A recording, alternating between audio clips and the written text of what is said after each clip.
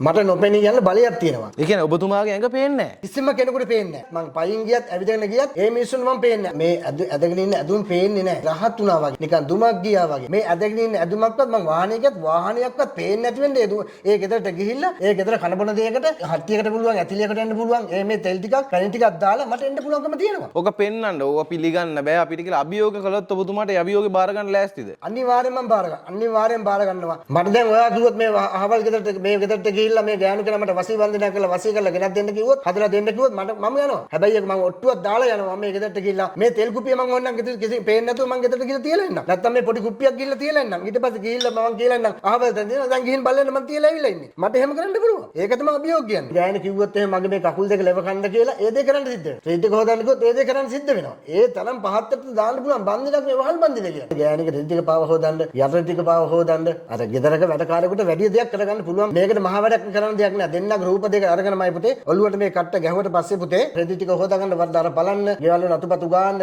වලන් හොදන්න මේ කියන හැම දෙයක්ම කරන්න සිද්ධ වෙනවා. ආයි රටවල ඒ රටේද එන්න කිව්වොත් එන්න සිද්ධ වෙනවා. එහෙම බන්දිනක් මේ කරන්නේ. ඒ වහල් බන්දිනකේ ඒ තරම් බලගත්තු වැඩක් මේ. කටු තුනයි ගහන්න, කටු තුන ගැහවන්නමයි පුතේ. ආයි ඉතින් කතා දෙකක් නෑ. එක ෂොට් එකෙම ඉවරයි. නෝනා වෙන සම්බන්ධයක් පවත්වාගෙන අවුරුදු 10ක 12ක කොල්ලෙක් නැත්තම් ගෙදර බෝඩින්ග්ම ඉන්න කොල්ලෙක් නැත්තම් ගෙදර කාමරයක් දීලා මේ ගෑනු කෙනාගේ රූපේ ඇමරිකාවේ මහත්තයා නෝනා ඉන්නේ රට. දැන් දෙන්නා දෙපැත්තේ ඉන්නේ. ඊට පස්සේ නෝනා කතා කළා මට කිව්වා මෙහෙමයි මහත්තයා මේ මෙන්න මේ දෙයක් වෙලා තියෙනවා මහත්තයාගේ වෙන අනිය සම්බන්ධ පවත්වාගෙන යන මහත්තයා කතා බහ කරන්නේ නැහැ මිල මුදල් ලෙවන්නේ ඒ කිසිම දෙයක් මට එවන්නේ නැහැ මට කතා කරලා කිසිම සම්බන්ධයක් නැති නිසා මට කතා කළා මෙන්න මේ දේ කරගන්න ඕන කියලා කිව්වා. මේකට දරුවෝ වහල් බන්ධනයක් කරමු. වහල් බන්ධනයක් කියන්නේ සාමාන්‍ය අපි ගත්තොත් ගෙදරක වැඩකාරයෙක් හා සමානයි. දැන් මේ ගෑනු දරුවා කියන දේ එයා කියන දේ එයාගේ වචන නවන දෙන්න එයා හිතු කේන්දරන් හදන්න පුළුවන් බන්ධනයක් තමයි වහල් බන්ධන කියන්නේ. නගා මරුණ අල අහලා තියෙනවද? අහලත් නැහැ දැකලත් නැහැ. වහල් බන්ධන වලට වසි බන්ධන අලවින කොඩි වෙනයි. හැදගිය කට්ටිය දරුවෝ ගෙන්න ගන්න දැන් කතා බහක් නැත්තම් සම්බන්ධයක් නැත්තම් හිතවක්කමක් නැත්තම් කතා කරන්නේ නැත්තම් ඉන්න තැනක් දන්නේ නැහැ ගිය තැනක් දන්නේ නැහැ මොකවන්නේ. ඒකට වැඩ තියෙනවා. ඒක ශාස්ත්‍රයේ තියෙනවා. සාමාන්‍ය පැය 4ක් 5ක් යනකොට එයාට ඉන්න බෑ. උපරිම ඉන්න පුළුවන් පැය 5ක් 6ක් විතරයි මේ ගෑනු කෙනා අනිවාර්යෙන් හොයාගෙන එන්න සිද්ධ වෙනවා. එයාට ඉන්න බෑ. එයාට දැනෙනවා. මට නෝනවන මගේ මහත්තයා ඕන. මට මේ දේ කරගන්න මට ඉන්න බෑ. මට දැනෙනවා. වේදනාවක් දැනෙනවා. ඇඟ හිගුතුපල යනවා. සීතල වෙනවා. ඒ වගේ කහනවා වගේ දැනෙනවා. දැවිල්ලක් එනවා. එතකොට හොයාගෙන එන්නේ කොහොමද තමන්ගේ ගෑණිනේ. අනිවාර්යෙන් එන්න ඕන. ගෑණිට කරන්න පිරිමියාලකට එනවා. පිරිමියාලකට කරාට